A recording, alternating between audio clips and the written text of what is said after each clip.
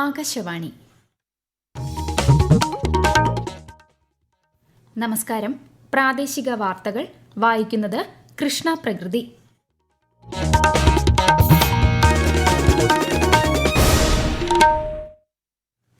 പ്രധാന വാർത്തകൾ.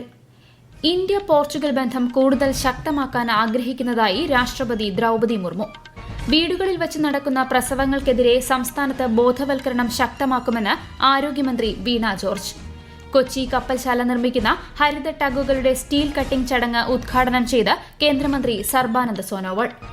രാജ്യത്ത് ഗാർഹിക പാചകവാതക സിലിണ്ടറുകളുടെ വില 50 രൂപ വർദ്ധിപ്പിച്ചു. സമരം ചെയ്യുന്ന ആശാ വർക്കർമാരുമായി ചർച്ച നടത്തി തൊഴിൽ മന്ത്രി വി ശിവൻകുട്ടി. വൻ ഇടിവിൽ രാജ്യത്തെ ഓഹരി വിപണികൾ. വാർത്തകൾ വിശദമായി. ഇന്ത്യ പോർച്ചുഗൽ ബന്ധം കൂടുതൽ ശക്തമാക്കാൻ ആഗ്രഹിക്കുന്നതായി രാഷ്ട്രപതി Draupadi Murmu. Portuguese president Marcelo Rebelo ഡിസൂസയുമായുള്ള കൂടിക്കാഴ്ചയ്ക്ക് ശേഷമുള്ള സംയുക്ത വാർത്താ സമ്മേളനത്തിൽ സംസാരിക്കുകയായിരുന്നു രാഷ്ട്രപതി. ചരിത്രപരമായി വളരെ അടുത്ത ബന്ധമാണ് ഇരു രാജ്യങ്ങൾക്കുമിടയിലുള്ളതെന്നും 50 വർഷത്തെ നയതന്ത്ര ബന്ധം ഇന്ത്യയ്ക്കും പോർച്ചുഗലിനുമിടയിലുണ്ടെന്നും രാഷ്ട്രപതി വ്യക്തമാക്കി. ദ്വിരാഷ്ട്ര പര്യടനത്തിന്റെ ഭാഗമായി ഇന്ന് രാവിലെ പോർച്ചുഗലിലെത്തിയ രാഷ്ട്രപതിക്ക് ഊഷ്മള വരവേൽപ്പാണ് ലഭിച്ചത്. പോർച്ചുഗീസ് പ്രധാനമന്ത്രി ഉൾപ്പെടെയുള്ള നേതാക്കളുമായും ശ്രീമതി മുർമു കൂടിക്കാഴ്ച നടത്തും. രാജ്യത്തെ ഇന്ത്യൻ പ്രവാസി സമൂഹവുമായും രാഷ്ട്രപതി സംവദിക്കും. സാമൂഹിക വിദ്യാഭ്യാസ ആരോഗ്യ മേഖലയിലെ മുന്നേറ്റമാണ് സംസ്ഥാനത്തെ കുറഞ്ഞ മാതൃമരണ നിരക്കിന് കാരണമെന്ന് മന്ത്രി വീണ ജോർജ്. രാജ്യത്ത് മാതൃമരണ നിരക്ക് 1,97,000 എന്ന തോതിലായിരിക്കുമ്പോൾ കേരളത്തിൽ ഇത് 19 താഴെ മാത്രമാണെന്നും മന്ത്രി പറഞ്ഞു. വീടുകളിൽ വച്ച് നടക്കുന്ന പ്രസവങ്ങളെ അതീവ ഗൌരവത്തോടെയാണ് സർക്കാർ കാണുന്നതെന്നും ഇതിനെതിരെ ആരോഗ്യവകുപ്പിന്റെ നേതൃത്വത്തിൽ ബോധവൽക്കരണം നടത്തുമെന്നും മന്ത്രി വ്യക്തമാക്കി. 500-ൽ പരം പ്രസവങ്ങൾ വീടുകളിൽ കഴിഞ്ഞ വർഷങ്ങളിൽ നടന്നു. അത് ഗൗരവമുള്ള വിഷയമാണ്. അത് ശക്തമായിട്ടുള്ള എല്ലാവരെയും പങ്കെടുപ്പിച്ചുകൊണ്ടുള്ള ഇപ്പോൾ ആരോഗ്യവകുപ്പ് നടത്തുന്നതിനു പുറമെ എല്ലാവരുടെയും പങ്കാളിത്തത്തോടെയുള്ള ഒരു ബോധവൽക്കരണ പ്രവർത്തനം, പൊതു അവബോധം സൃഷ്ടിക്കൽ, ഇതാണല്ലോ നമ്മുടെ മുന്നിലുള്ള ഡേറ്റ. ഇതാണ് നമ്മുടെ മുന്നിലുള്ള യാഥാർത്ഥ്യമാണ് ഈ മരണനിരക്കുകൾ. അപ്പോൾ തീർച്ചയായിട്ടും അതിന്മേൽ ഒരു പൊതുബോധം ശക്തമായിട്ടുണ്ടാകുന്നതിന് വേണ്ടിയിട്ടുള്ള കൂടുതൽ ഇടപെടലുകളും എല്ലാവരെയും ചേർത്തുകൊണ്ട്, ആരോഗ്യവകുപ്പും ഒറ്റയ്ക്കല്ല, എല്ലാവരെയും ചേർത്തുകൊണ്ട് നടത്തും. കൊച്ചി കപ്പൽശാല നിർമ്മിക്കുന്ന 2 ഹരിത ടഗുകളുടെ സ്റ്റീൽ കട്ടിംഗ് ചടങ്ങ് ഉദ്ഘാടനം ചെയ്ത് കേന്ദ്രമന്ത്രി സർബാനന്ദ സോനോവാൾ. കപ്പൽശാലയിൽ നിർമ്മാണത്തിലിരിക്കുന്ന സക്ഷൻ ഹോപ്പർ ഡ്രഡ്ജറിന്റെ നിർമ്മാണ പുരോഗതി മന്ത്രി വിലയിരുത്തി. ടെറ മാരീസ് മിയാവാക്കി വാക്ക് വേകളുടെ സമർപ്പണവും അദ്ദേഹം നിർവഹിച്ചു. ഇന്ത്യൻ മാരിടൈം യൂണിവേഴ്സിറ്റി ക്യാമ്പസിൽ നടന്ന മറ്റൊരു ചടങ്ങിൽ വനിതാ ഹോസ്റ്റൽ ലൈബ്രറി കെട്ടിടത്തിന്റെ ശിലാസ്ഥാപനവും കേന്ദ്രമന്ത്രി നിർവഹിച്ചു. ഗാർഹിക പാചകവാതക സിലിണ്ടറുകളുടെ വില 50 രൂപ വർദ്ധിപ്പിച്ച് കേന്ദ്ര സർക്കാർ. പുതുക്കിയ വില നാളെ മുതൽ പ്രാബല്യത്തിൽ വരുമെന്ന് കേന്ദ്ര പെട്രോളിയം മന്ത്രി ഹർദീപ് സിംഗ് പുരി അറിയിച്ചു. ഉജ്ജ്വല യോജന ഗുണഭോക്താക്കൾ സിലിണ്ടർ ഒന്നിന് 550 രൂപയും മറ്റുള്ളവർ 853 രൂപയുമാണ് ഇനി മുതൽ നൽകേണ്ടത്. പെട്രോളിന്റെയും ഡീസലിന്റെയും എക്സൈസ് തീരുവ ലിറ്ററിന് 2 രൂപ വച്ച് വർദ്ധിപ്പിക്കാനും തീരുമാനിച്ചിട്ടുണ്ട്. തീരുമാനം ഉപഭോക്താക്കളെ ബാധിക്കില്ലെന്നും പെട്രോളിന്റെയും ഡീസലിന്റെയും ചില്ലറ വിൽപ്പന വിലയിൽ മാറ്റമുണ്ടാകില്ലെന്നും ഇന്ധന വിതരണ കമ്പനികൾ അറിയിച്ചിട്ടുണ്ട്. മുനമ്പം ജുഡീഷ്യൽ കമ്മീഷന്റെ നിയമനം റദ്ദാക്കിയ സിംഗിൾ ബെഞ്ച് നടപടി സ്റ്റേ ചെയ്ത ഹൈക്കോടതി ഡിവിഷൻ ബെഞ്ച്. കമ്മീഷന് തൽക്കാലം പ്രവർത്തനം തുടരാമെന്ന് കോടതി വ്യക്തമാക്കി. സിംഗിൾ ബെഞ്ച് ഉത്തരവിനെതിരെ സംസ്ഥാന സർക്കാർ സമർപ്പിച്ച അപ്പീലിലാണ് chief justice Nitin Jamdar, justice S Manu എന്നിവരടങ്ങിയ ഡിവിഷൻ ബെഞ്ചിന്റെ ഇടക്കാല ഉത്തരവ്. ജുഡീഷ്യൽ കമ്മീഷൻ സംസ്ഥാന സർക്കാരിന് സമർപ്പിച്ച റിപ്പോർട്ടിൽ കോടതിയുടെ അനുമതിയില്ലാതെ നടപടി എടുക്കരുതെന്നും ഡിവിഷൻ ബെഞ്ച് നിർദ്ദേശിച്ചു. വിവിധ ആവശ്യങ്ങൾ ഉന്നയിച്ച് സെക്രട്ടേറിയറ്റിന് മുന്നിൽ സമരം ചെയ്യുന്ന ആശാ വർക്കർമാരുമായി തൊഴിൽ മന്ത്രി വി ശിവൻകുട്ടി ഇന്ന് ചർച്ച നടത്തി. തിരുവനന്തപുരത്ത് മന്ത്രിയുടെ ചേംബറിലായിരുന്നു ചർച്ച. ആശാ വർക്കർമാരുടെ കാര്യത്തിൽ കമ്മീഷൻ പഠനം നടത്തി റിപ്പോർട്ട് നൽകാനുള്ള സമയപരിധി 3 മാസത്തിൽ നിന്നും 1 മാസമാക്കുന്ന കാര്യം ചർച്ച ചെയ്യാമെന്ന് മന്ത്രി പറഞ്ഞതായി സമരസമിതി നേതാക്കൾ അറിയിച്ചു. വിഷയത്തിൽ ആരോഗ്യമന്ത്രിയുമായി ചർച്ച നടത്തുമെന്ന് തൊഴിൽ മന്ത്രി പറഞ്ഞതായും സമരസമിതി വ്യക്തമാക്കി. ഓണറേറിയം കൂട്ടുന്നതും വിരമിക്കൽ ആനുകൂല്യം പ്രഖ്യാപിക്കുന്നതും അടക്കമുള്ള ആവശ്യങ്ങളിൽ അനുകൂല തീരുമാനമെടുത്ത് ഉത്തരവിറക്കാതെ സമരത്തിൽ നിന്ന് പിന്മാറില്ലെന്നാണ് സമരസമിതിയുടെ നിലപാട്. ഈ വാർത്തകൾ ആകാശവാണിയിൽ നിന്ന്.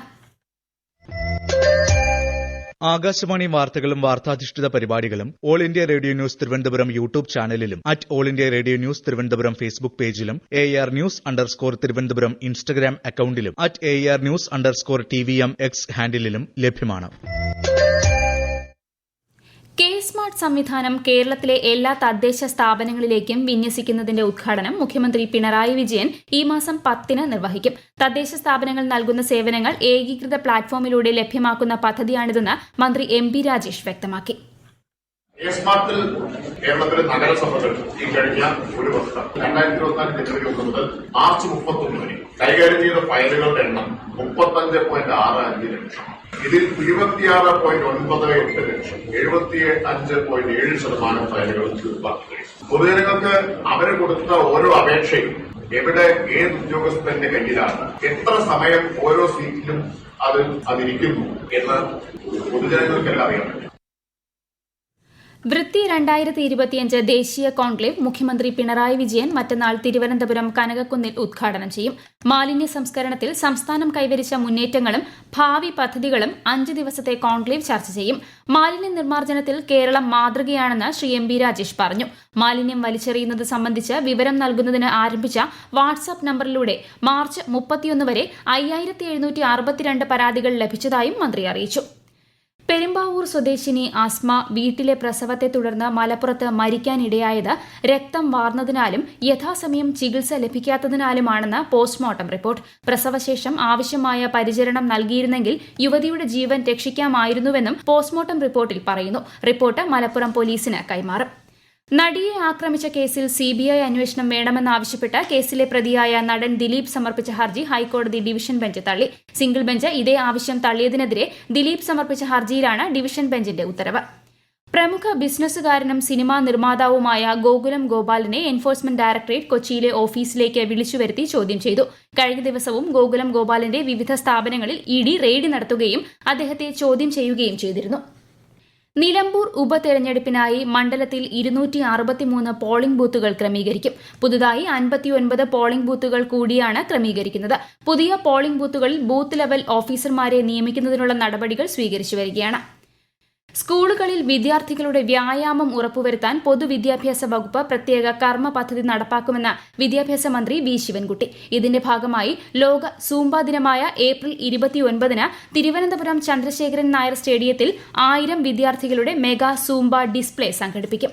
രാജ്യത്തെ ഓഹരി വിപണികളിൽ വൻ നഷ്ടം. ബോംബെ ഓഹരി സൂചിക സെൻസെക്സ് 2227 പോയിന്റ് നഷ്ടത്തിൽ 73,138-ലും ദേശീയ ഓഹരി സൂചിക നിഫ്റ്റി 743 പോയിന്റ് നഷ്ടത്തിൽ 22,162-ലും വ്യാപാരം അവസാനിപ്പിച്ചു. US പകരച്ചുങ്കത്തെ തുടർന്ന് രാജ്യാന്തര ഓഹരി വിപണിയിലുണ്ടായ തകർച്ച ഇന്ത്യൻ മാർക്കറ്റുകളിലും പ്രതിഫലിക്കുകയായിരുന്നു. സ്വർണ്ണവിലയിൽ ഇടിവ്. പവന് 200 രൂപ കുറഞ്ഞ് 66,280 രൂപയും ഗ്രാമിന് 25 രൂപ കുറഞ്ഞ് 8,285 രൂപയുമാണ് ഇന്നത്തെ വില. ബംഗാൾ ഉൾക്കടലിലെ ന്യൂനമർദ്ദത്തിന്റെ സ്വാധീനത്താൽ സംസ്ഥാനത്ത് ഇന്നും നാളെയും ഒറ്റപ്പെട്ട സ്ഥലങ്ങളിൽ ഇടിമിന്നലോടുകൂടിയ ശക്തമായ മഴയ്ക്ക് സാധ്യതയെന്ന് കേന്ദ്ര കാലാവസ്ഥാ വകുപ്പ്. ഇടുക്കി, എറണാകുളം, തൃശൂർ ജില്ലകളിൽ ഇന്നും, തിരുവനന്തപുരം, കൊല്ലം, പത്തനംതിട്ട ജില്ലകളിൽ നാളെയും മഞ്ഞ ജാഗ്രതാ നിർദ്ദേശം നൽകിയിട്ടുണ്ട്. IPL ക്രിക്കറ്റിൽ ഇന്ന് മുംബൈ ഇന്ത്യൻസ് റോയൽ ചലഞ്ചേഴ്സ് ബംഗളൂരുവിനെ നേരിടും. രാത്രി 7:30-ന് മുംബൈയിലാണ് മത്സരം. IB ഉദ്യോഗസ്ഥയുടെ മരണത്തിൽ അന്വേഷണം പുരോഗമിക്കുന്നതായും സഹപ്രവർത്തകൻ സുഗാന്തിനെതിരെ സാമ്പത്തിക തട്ടിപ്പിന് കേസ് എടുത്തിട്ടുണ്ടെന്നും പോലീസ്. സുഗാന്തും മാതാപിതാക്കളും ഒളിവിലാണ്. ഇയാൾക്കായി ലുക്കൌട്ട് നോട്ടീസ് നൽകിയിട്ടുണ്ടെന്നും കേരളത്തിന് പുറത്തും അന്വേഷണം നടക്കുന്നതായും തിരുവനന്തപുരം DCP അറിയിച്ചു. സംസ്ഥാനത്ത് കന്നുകാലി സെൻസസ് ഈ മാസം 15 വരെ നീട്ടി. ഒക്ടോബർ 25-ന് തുടങ്ങിയ വിവരശേഖരണം മാർച്ച് 31-ന് പൂർത്തിയാക്കാനായിരുന്നു ലക്ഷ്യമെങ്കിലും ഇടുക്കി, തൃശൂർ, വയനാട് ജില്ലകളിൽ മാത്രമാണ് പൂർത്തിയായത്. 8ാം ക്ലാസ്സിൽ ഏതെങ്കിലും വിഷയത്തിൽ സബ്ജക്ട് മിനിമം നേടാത്ത വിദ്യാർത്ഥികൾ 21% പേരെന്ന് വിദ്യാഭ്യാസ മന്ത്രി വി ശിവൻകുട്ടി. ഈ മാസം 25 മുതൽ 28 വരെ പുനഃപരീക്ഷയും 30-ന് ഫലപ്രഖ്യാപനവും നടത്തുമെന്ന് മന്ത്രി അറിയിച്ചു. മറയൂരിൽ കാട്ടാന ആക്രമണത്തിൽ ഒരാൾക്ക് പരിക്ക്. മറയൂർ പെരടിപ്പള്ളം സ്വദേശി മുനിയസ്വാമിയാണ് ആക്രമണത്തിൽ പരിക്കേറ്റ് അടിമാലി താലൂക്ക് ആശുപത്രിയിൽ ചികിത്സയിൽ കഴിയുന്നത്. പ്രധാന വാർത്തകൾ വീണ്ടും. ഇന്ത്യ പോർച്ചുഗൽ ബന്ധം കൂടുതൽ ശക്തമാക്കാൻ ആഗ്രഹിക്കുന്നതായി രാഷ്ട്രപതി ദ്രൗപദി മുർമു. വീടുകളിൽ വച്ച് നടക്കുന്ന പ്രസവങ്ങൾക്കെതിരെ സംസ്ഥാനത്ത് ബോധവൽക്കരണം ശക്തമാക്കുമെന്ന് ആരോഗ്യമന്ത്രി വീണ ജോർജ്. കൊച്ചി കപ്പൽശാല നിർമ്മിക്കുന്ന ഹരിത ടഗുകളുടെ സ്റ്റീൽ കട്ടിംഗ് ചടങ്ങ് ഉദ്ഘാടനം ചെയ്ത് കേന്ദ്രമന്ത്രി സർബാനന്ദ സോനോവാൾ. രാജ്യത്ത് ഗാർഹിക പാചകവാതക സിലിണ്ടറുകളുടെ വില 50 രൂപ വർദ്ധിപ്പിച്ചു. സമരം ചെയ്യുന്ന ആശാ വർക്കർമാരുമായി ചർച്ച നടത്തി തൊഴിൽ മന്ത്രി വി ശിവൻകുട്ടി. വൻ ഇടിവിൽ രാജ്യത്തെ ഓഹരി വിപണികൾ. പ്രാദേശിക വാർത്തകൾ കഴിഞ്ഞു. അടുത്ത വാർത്താ പ്രക്ഷേപണം രാത്രി 7:25-ന്.